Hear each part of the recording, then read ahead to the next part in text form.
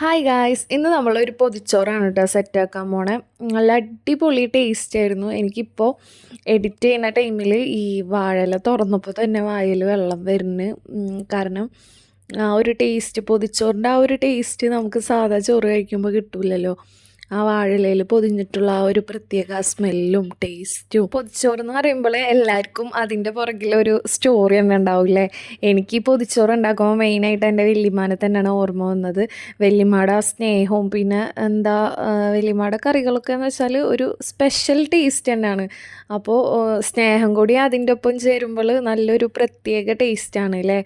അപ്പോൾ ഞാൻ സ്കൂളിൽ നിന്ന് ട്രിപ്പൊക്കെ പോണ സമയത്ത് ഇതുപോലെ വല്യമ്മ ചോറും കറികളൊക്കെ വെച്ചിട്ട് പൊതിഞ്ഞ് തരും. അപ്പോൾ അവിടെ പോയി നമ്മൾ ഇതൊന്ന് പൊതിയൊക്കെ തുറന്ന് കഴിക്കുമ്പോൾ തന്നെ പറഞ്ഞറിയിക്കാൻ വയ്യ. എനിക്കിപ്പോഴും അത് പറയുമ്പോൾ അതിൽ വെള്ളം വരാണ്. അത്രക്കും അടിപൊളിയായിരുന്നു വല്യമ്മയുടെ ഫുഡ്. ഇപ്പോൾ ഞാൻ ഇവിടെ ആയതുകൊണ്ട് തന്നെ എനിക്ക് വല്യമ്മയുടെ ഫുഡും അതുപോലെ ഉമ്മമാരുടെ ഫുഡൊക്കെ നല്ലപോലെ മിസ് ചെയ്യുന്നുണ്ട് കേട്ടോ. അപ്പോൾ വല്യമ്മയുടെ കയ്യിൽ നിന്ന് ഒരു ഫുഡ് കിട്ടാന്ന് വെച്ചാൽ ആ ഒരു ഫുഡ് കിട്ടിയിട്ട് ആ ഒരു ദിവസം മൊത്തം മധുരമുള്ളതായിരിക്കും അല്ലേ. അപ്പോൾ ഇന്ന് നമ്മൾ പൊതിച്ചോറിൽ വെക്കുന്നത് ചമ്മന്തി, അതുപോലെ തന്നെ എഗ്ഗ് ഫ്രൈ, പിന്നെ ക്യാരറ്റ് ഉപ്പേരി, പിന്നെ ഫിഷ് ഫ്രൈ, ഇതൊക്കെയാണ് കേട്ടോ നമ്മൾ വെക്കുന്നത്. അപ്പോൾ ആദ്യം ഞാനിവിടെ ക്യാരറ്റ് ഉപ്പേരിയുടെ റെസിപ്പിയാണ് കാണിച്ചിരിക്കുന്നത്. അപ്പോൾ ആദ്യം തന്നെ നമുക്ക് ക്യാരറ്റ് ഉപ്പേരി എങ്ങനെയാണെന്ന് നോക്കാം അല്ലേ. അപ്പോൾ അതിനായിട്ട് വെളിച്ചെണ്ണ ഒഴിക്കുക. വെളിച്ചെണ്ണ ഒന്ന് ചൂടായി വന്നതിന് ശേഷം കടുക് പൊട്ടിച്ചെടുക്കുക. അതുപോലെ തന്നെ സവാള, പച്ചമുളക് എന്നിവ ആഡ് ചെയ്ത് കൊടുക്കുക. സവാളയിൽ കുറച്ച് ഉപ്പും കൂടി ആഡ് ചെയ്ത് കൊടുത്ത് നല്ലപോലെ വഴറ്റിയെടുക്കുക. വഴറ്റി വന്നതിന് ശേഷം മഞ്ഞൾപ്പൊടി, മുളക് പൊടി ആഡ് ചെയ്ത് കൊടുക്കുക. അതിനുശേഷം തേങ്ങ ചിരകിയത് ആഡ് ചെയ്ത് കൊടുക്കുക. എന്നിട്ട് അതും നല്ലപോലെ വഴറ്റിയെടുക്കുക. അതിനുശേഷം നമ്മൾ ചെറുതായി അരിഞ്ഞു വെച്ചിരിക്കുന്ന ക്യാരറ്റ് ആഡ് ചെയ്ത് കൊടുക്കുക.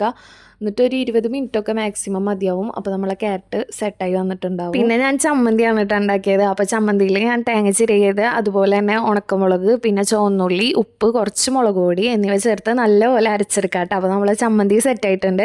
അതിനുശേഷം എഗ്ഗ് ഫ്രൈ ആണ് ഉണ്ടാക്കിയത്. അപ്പോൾ എഗ്ഗ് ഫ്രൈക്ക് സവാള, പച്ചമുളക്, ഉപ്പ് എന്നിവ ആഡ് ചെയ്ത് കൊടുത്തിട്ട് എഗ്ഗ് ജസ്റ്റ് ഒന്ന് ഫ്രൈ ആക്കി എടുക്കാം കേട്ടോ. പിന്നെ വാഴയില എടുക്കുമ്പോൾ നല്ലപോലെ ഒന്ന് വാട്ടിയെടുക്കുക. എനിക്ക് വാട്ടുന്ന ടൈമിൽ ജസ്റ്റ് ഒന്ന് ഇല കീറിയിട്ടുണ്ടായിരുന്നു കേട്ടോ. എന്നിട്ട് പിന്നെ ചോറിട്ട് കൊടുത്തിട്ടുണ്ട്. അതുപോലെ തന്നെ ക്യാരറ്റ് ഉപ്പേരി വെച്ച്, ചമ്മന്തി വെച്ചു, എഗ്ഗ് ഫ്രൈ വെച്ചു, പിന്നെ ഫിഷ് ഫ്രൈ വെച്ചു. പിന്നെ അതുപോലെ പൊതിച്ചോറിലെ ഒരു മെയിൻ ഐറ്റം അല്ലേ അച്ചാറ്, മാങ്ങച്ചാറ്, അതുപോലെ തന്നെ ചെറുനാരങ്ങച്ചാറ്. ഞാനിവിടെ വെച്ചു കൊടുത്തിരിക്കുന്നത് ചെറുനാരങ്ങച്ചാറാണ്.